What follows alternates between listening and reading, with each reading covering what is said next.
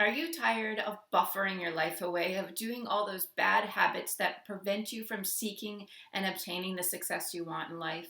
Well, not to worry. In this quick video, I'm going to talk about how to eliminate buffering, cravings, and procrastination, all with one fell swoop 3-step process. Hey there, welcome to my channel, Alexa here. If you're new to this channel, I want to let you know that it's all about providing you with tips and advice for reaching your full potential in life so that you can obtain the success and fulfillment you desire in your life. If that sounds interesting to you, subscribe now and don't forget to hit the bell icon to be notified each and every week when I upload a new video. One of my students took this 3-step process and eliminated her nighttime cravings that she had been struggling with for years. And she finally has now obtained the healthy lifestyle that she's always desired. So the proof is in the pudding. This stuff works. Or in this case, not in the pudding.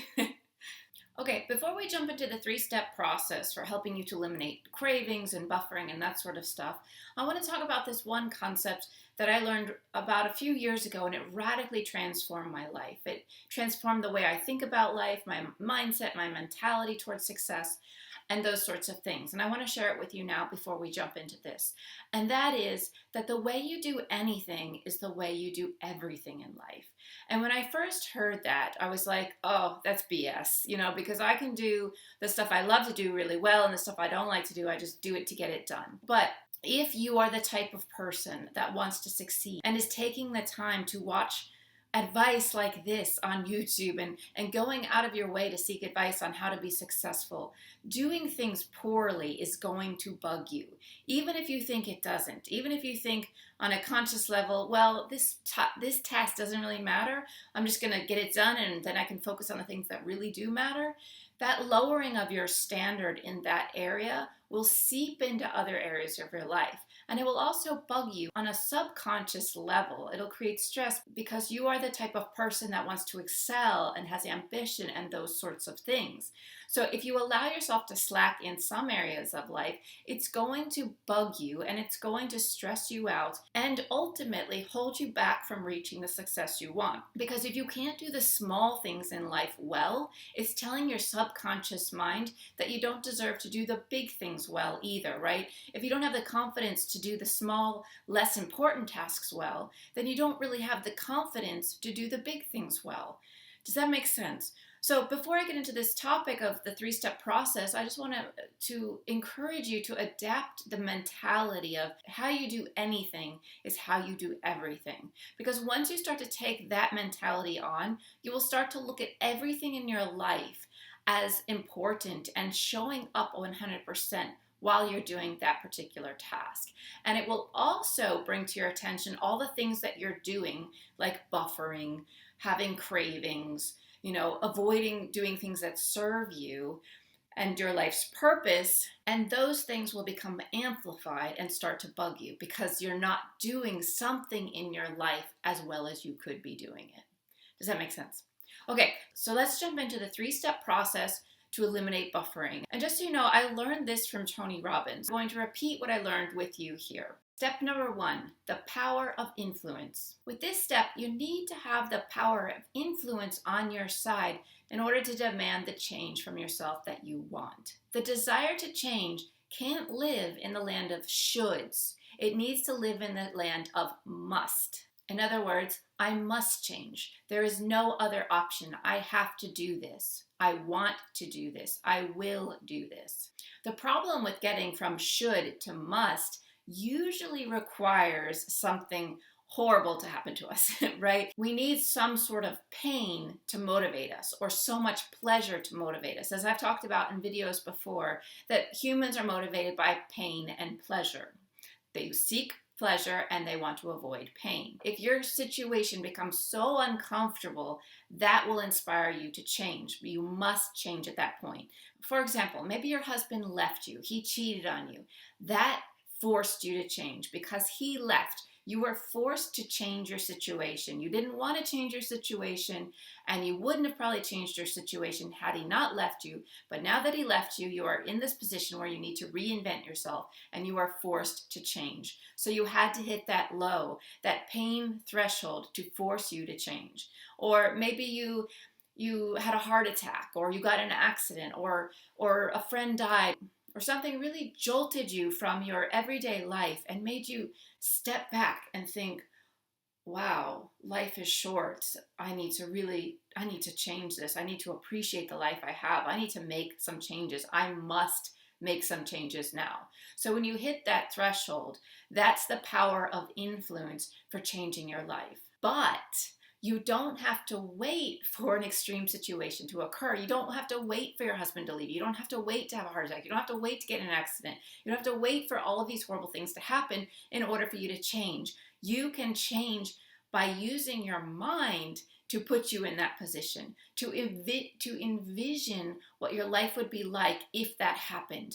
If you stayed where you are, what would happen? If you continued to ignore the warning signs in your relationship that possibly your partner was cheating on you. If you continued to ignore the fact that smoking could kill you. If you continued to ignore the fact that eating this way is going to lead to diabetes, or if you start to put into your focus the consequences of how you're living your life and those things that you are ignoring, you bring them into the forefront of your focus and you face them, that will help to jumpstart this change. That will help to transform your energy of complacency to action. So the point here is to find your power of influence by thinking about the worst possible situation that could occur. Like if you're a smoker and you've been wanting to quit smoking for years, but you just keep putting it off, and you're noticing you're coughing more, your throat's dry on the mornings, or you just don't, it doesn't feel as good as it used to feel, but you just have this habit of smoking.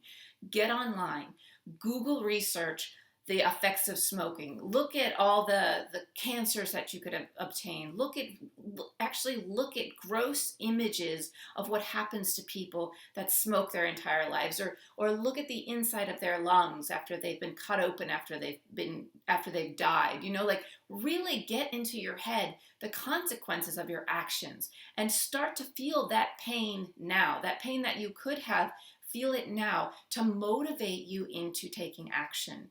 Now you might say, well, this is really depressing and disturbing and will make me feel like crap. That's the point, because you will be motivated to change. You will be motivated to live a better life. And on the flip side, you could also do research for the positive realm, right? You could research people that have recovered from smoking or gave up smoking and now they're marathon runners, or gave up smoking when they were at their worst and now look at them, how much better their life is because of giving up smoking. Use both sides. Use the inspiring side and use the scary as hell side to get your butt in gear and into action, from your should do something to must do something. Because in all honesty, wouldn't you rather do that to yourself than have someone else do it to you? Than have some external force kind of land you on your butt in the middle of a time in your life when it's not convenient? Because it's never convenient to fall flat on our face, right? So if we do it to ourselves, if we put ourselves in that mental space ahead of time and help us to motivate out of our detrimental practices, our detrimental habits, that will help us in the long term. So you can look at it as like promoting your success by avoiding your future failures. Step number 2, break your pattern. Now, this step's important because all of those things that you're doing that you don't want to be doing anymore are based on habits, right? You smoke because it's a habit, because you're used to having that cigarette in your hand. You eat the donuts because you're used to craving sugar and you are used to fulfilling that desire. Everything you do that doesn't serve you is a habit. So we just need to break that pattern of that habit in order to induce change. Because the thing is, we do these habits on a daily basis, right? And even though they seem petty or small, they add up to be huge in the long run. So if it seems small to smoke a cigarette every day, by the end of the year, you've smoked 365 cigarettes that year, because all of these compound, right? The more you do it, the more it compounds and the more detrimental effect it has on you later on. This will determine whether you lead a so-so average life, or even a life that might be filled with some pain, versus living an awesome life that you feel inspired and energetic for. So how do you break a pattern of habit? Well, you simply need to interrupt the pattern. It's pretty simple. So if you think about it, every morning maybe you get out of bed and you go and you hit the coffee maker and then you drink your coffee. Let's say you want to give up coffee. Every morning when you get out of bed, instead of going to the coffee maker, you go to the shower. You skip past the coffee maker, you just go straight to the shower. If you do that enough times, you will eventually break that habit. You will soon replace that old habit with the new habit. So you, instead of beelining to the coffee maker every morning, you will start to beeline to the shower instead. Or another example, let's say you really struggle with always hitting the snooze button in the morning. To break that habit of hitting the snooze button, you could move your alarm across the room. So you have to physically get out of bed and go turn off the alarm. But there's another important step that we're going to talk about next, because if you don't implement this third step, the likelihood that you go hit that snooze button and jump right back in bed, or when you've rerouted your to taking a shower, instead of going straight to the coffee maker, you might just reroute back to the coffee maker after you take the shower. The next step is imperative for completing this process, for breaking the habit and then continuing to break the habit in a sustainable manner. So let's get into step 3 now. 3, create a new association. So with this step, you make a new association with the things that you want to start doing that you're not doing now. Let's take the alarm example. You get up from your bed and you walk across the room to hit the alarm. You might want to hit the snooze button and go back to bed.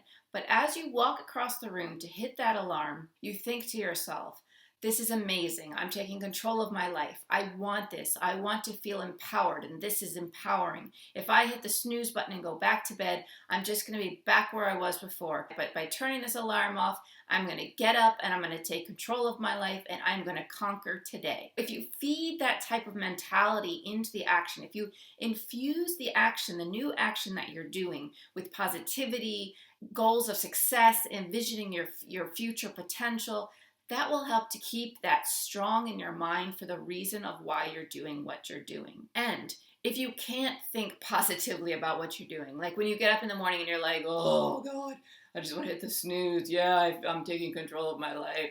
This is great. I feel awesome. And then you go right back to bed because you don't actually feel those feelings. You don't feel that emotion and that passion.